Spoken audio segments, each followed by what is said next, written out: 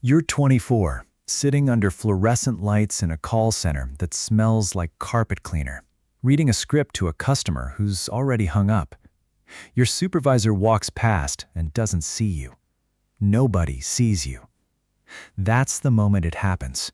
Your phone lights up under the desk, not spam, a closing statement.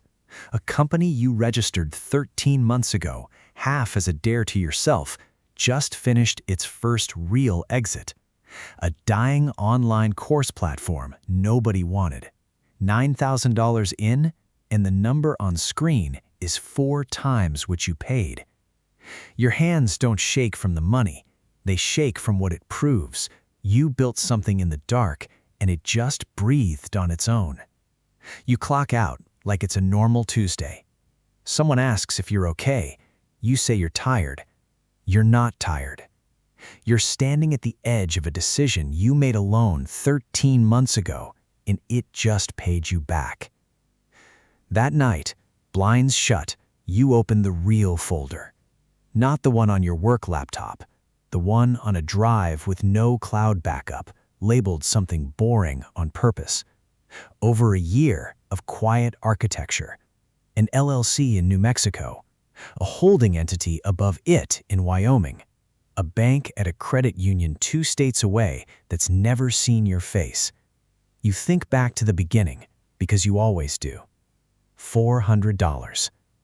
A neglected laptop repair shop's website bought off a burned-out owner venting in a Facebook group. One weekend fixing a checkout page that had been quietly losing him money for 2 years. You told no one. You let it run 5 months, cleared $6,400, then sold it for $19,000 to a buyer who paid through escrow and never learned your real name. Rule 1, still folded in your wallet. If they know your name, they know your next move. You keep the $19,000 untouched. Half funds the next deal, a regional pet-sitting app with a burned-out founder. Half goes to a lawyer, because the asset was never the protection. The entity is. From here, nothing you buy touches your personal name. 4 months later, the app triples its bookings after you rebuild it at midnight, still at your desk by 8:45, still nodding through stand-ups that feel like someone else's life.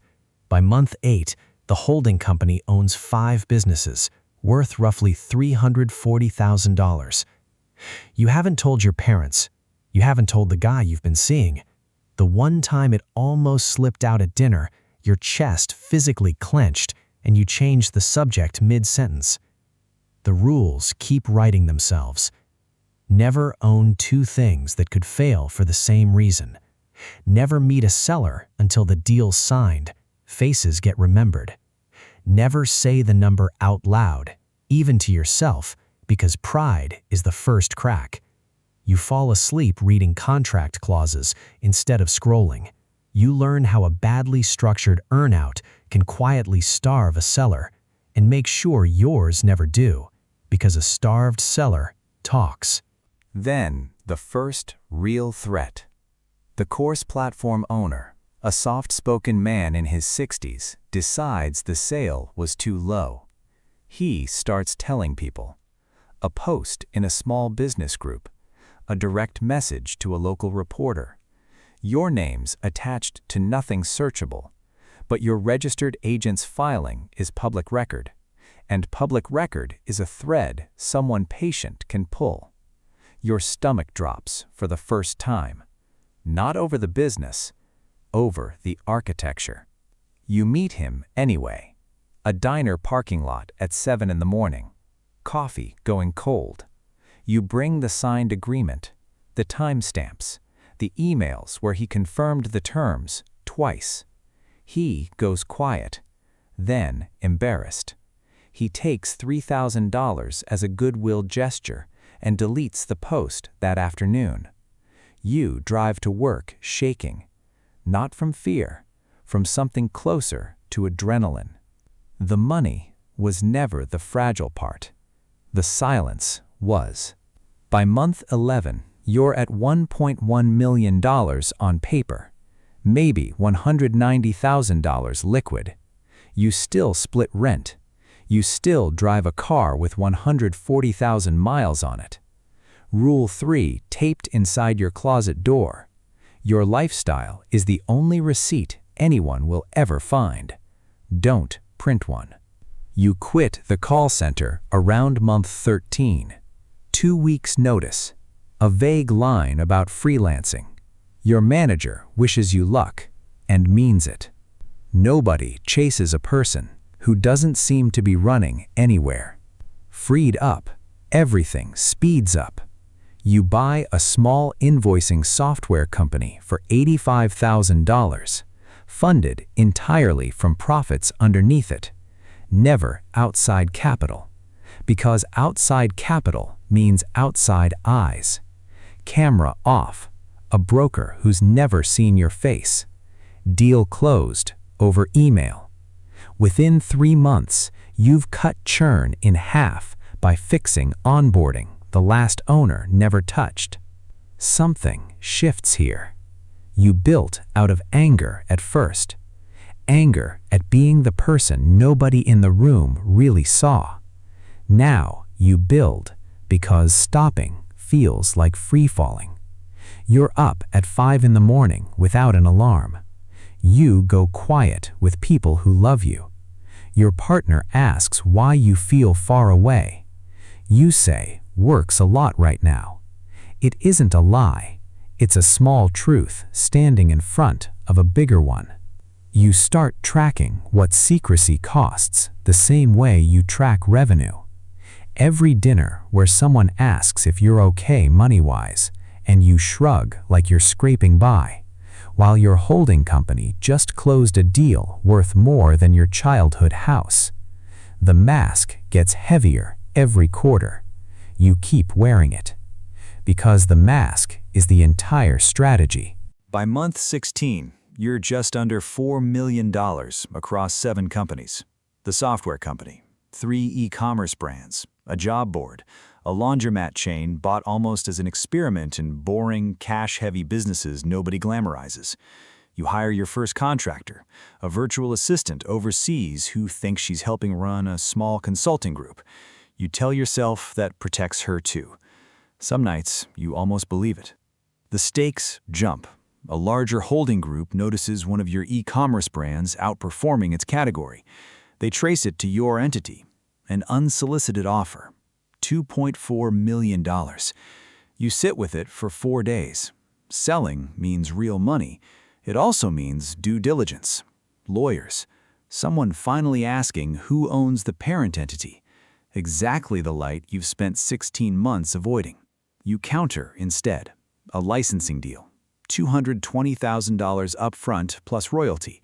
They white label your fulfillment technology. You stay invisible and in control. They agree, mildly impressed, never realizing they just negotiated with a 25-year-old through an intermediary and a signature block.